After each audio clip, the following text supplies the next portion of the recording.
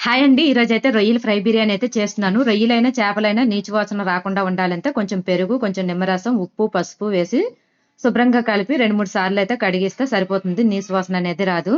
నేనైతే ఇప్పుడు ఒక అర కేజీ రొయ్యలైతే తీసుకొని శుభ్రంగా కడిగేశాను. రొయ్యలకు సరిపడా ఉప్పు, కారం, పసుపు, గరం మసాలా, ధనియాల పొడి, కొంచెం పెరుగు, ఒక నిమ్మ చెక్క పిండేసి మొత్తం రొయ్యలంతా కలిపేసి ఫ్రిడ్జ్‌లో అయితే ఒక 2, 3 గంటలయితే పెట్టేసుకోవాలి.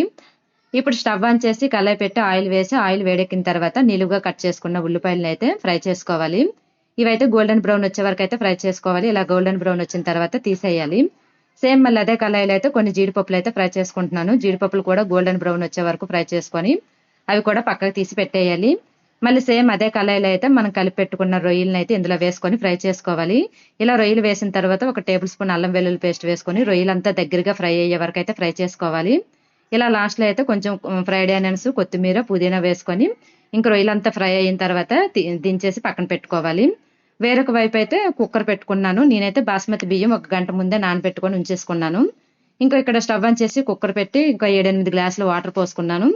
వాటర్ వేసిన తర్వాత బిర్యానీ స్పైసెస్, పచ్చిమిర్చి ఒక 4, కొంచెం కొత్తిమీర, కొంచెం పుదీనా, రైస్‌కి సరిపడా కొంచెం కల్లుప్పు, అలాగే ఒక టేబుల్ స్పూన్ అల్లం వెల్లుల్లి పేస్ట్, కొంచెం నెయ్యి వేసుకున్నాను.